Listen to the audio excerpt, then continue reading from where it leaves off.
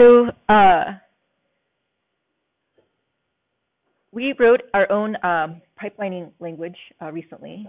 And as you know, there are many pipelining solutions around. And even within at the Broad, we have 4 different solutions: GATK, FireHose for cancer genome analyses, GenePattern for microarrays, and something called Zamboni for production analyses.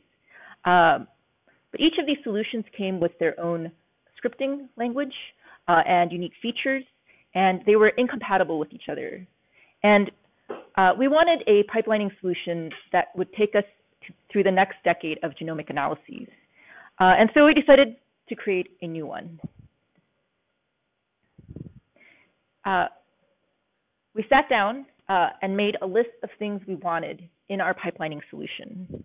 One was a workflow scripting language that was readable and writable by non-computational people, by biochemists like myself, and that didn't rely on a GUI, a graphical user interface. We also wanted an engine that would read the script and execute the commands that could run on any platform, whether locally, on premises, or in the cloud with the different cloud providers such as Amazon or Google, or LA Cloud if you're in China. And we wanted an engine that could scale elastically based on workflow needs, meaning we could have 1,000 jobs submitted and run without experiencing any bottlenecks. They would be batched and submitted to the cloud provider, or analyses that required very deep compute, for example, using tools such as, compute models such as Spark. And so towards this, we have workflow definition language, or WDL. That's our scripting language. And the execution engine that runs WDL is called Cromwell. And our logo is this pig named Jamie. And actually, Geraldine can tell you more about our logo. So we also wanted add-on services that will allow us to manage our production pipeline, manage data delivery to pipeline customers, have smart access controls, and provide a repository of methods and data that could be shared with colleagues, collaborators, and between our production and users. And so for these, we have, for pipelining, for production pipeline management, we have something called Genomes on the Cloud. And this is what our production uses to analyze GRCH38 alignments in the cloud. They do all the pre-processing in the cloud using this platform. And for smart access controls and methods repositories, and as also these 2 other add-on services, we have something called Workbench, which is a platform, I would say much like your Chipster, but different in many ways, as you'll see. And one of the manifestations of Workbench that we have is called FireCloud, which was originally designed to do cancer genome analyses so that people could analyze the very large TCGA, cancer genome analysis data that was coming out of the Broad and other sequencing centers. One of the things that enables us to have our pipelining solution is the advent of Docker containers. How many of you here are aware of Docker? All right. Basically, Docker is a place where you can store images of a system. For example, I can take an image of my laptop, the system, the Java version, the tools that I have on my laptop, take an image of it, and store it in Docker Hub. And someone out there could download that and have the same exact environment to run their analyses as I am running my analyses using a Docker container. And these Docker containers can be run locally. I can download the GATK4 Docker container and run GATK4 tools within the Docker container on my laptop And I can use these Docker containers in the cloud, for example, with Google Cloud. So in this way, we can guarantee reproducibility of analyses that have a lot of dependent factors, or you would have to go and install, say, R packages. You don't have to worry about those things with Docker.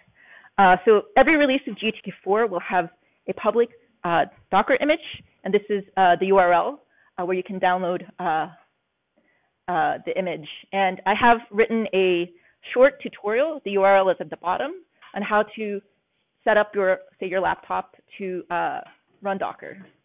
Take a look inside. So a few more details about our execution engine and workbench.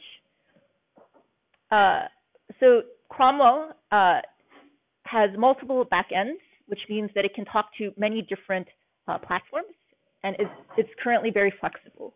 You can use Cromwell locally on your cluster in the Google Cloud, and using this task execution service backend that allows for other compatibilities with other platforms.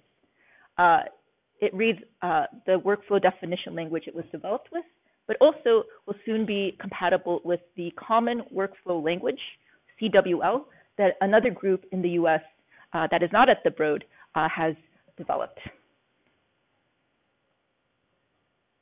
The thing that I want to point out here is that the same WDL script that has the commands that you want to execute can be run both locally or in the cloud. There's very little modification that you have to do to the script itself to be able to run in the various different places you want to run the script. Here, PAPI stands for the Google Pipeline API, and you can run a WDL script using Cromwell that talks directly to the Google Cloud without any other platform involved. WDL is very versatile in that way. And I believe Google has put out some tutorials towards this, and they are in this URL down here. And of course, you can use your WDL scripts in FireCloud, which it has a graphical user interface. So if you're not very comfortable with the command line, then you can come take a look at methods in FireCloud.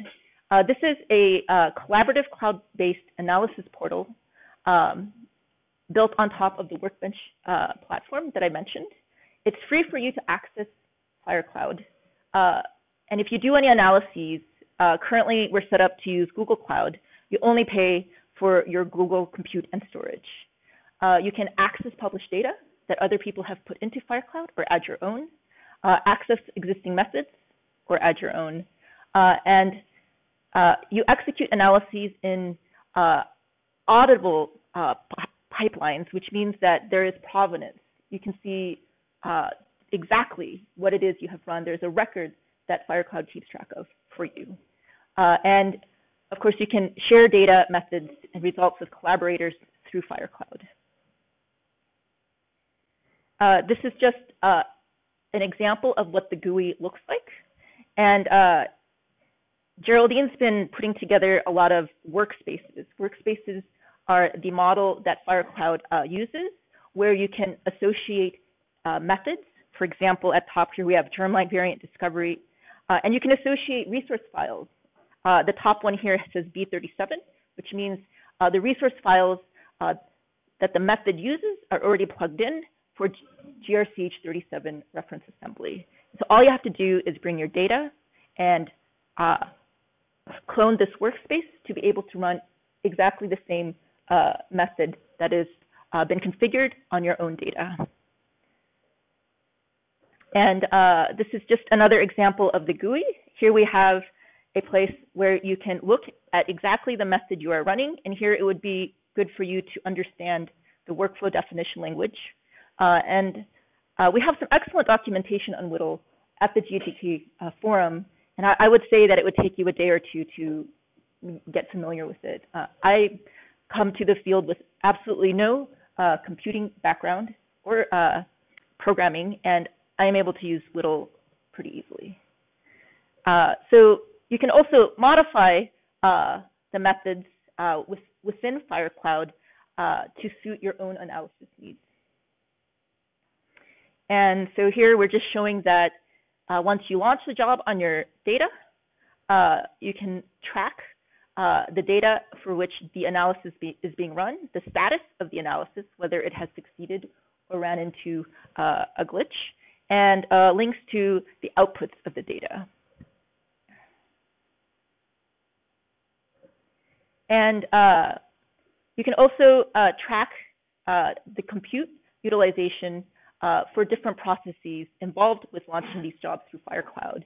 And here you can see that we have scattered the GVCF workflow using haplotype caller 3 ways, actually 4 ways, and each of these is likely running on some part of the genome concurrently. So you are running in parallel.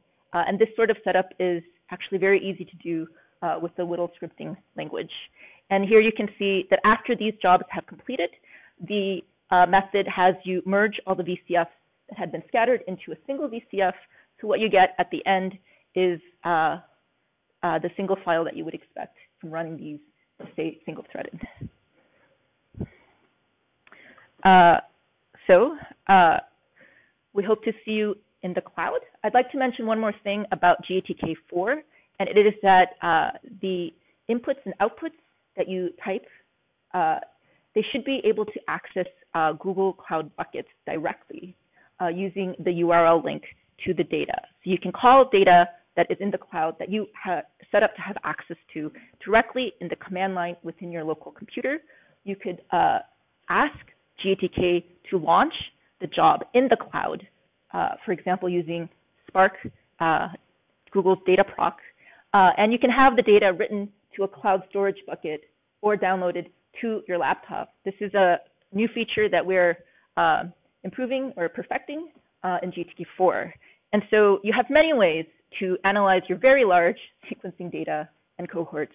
And the things I'd like for you to take home is that you should check out our WDL scripting language. It's very easy to use, and Cromwell execution engine to run the WDL scripts. You can check out the FireCloud methods repository for official GATK workflows and workspaces that we are starting to put up. And if you are at the bleeding edge of development and want to try out our latest tools that the methods developers are still tweaking, we have all of them in WDL scripts within the GATK GitHub repo. We're now making sure that these pipelining workflows are available to you someplace. And so it would probably help to know how to read the WDL language.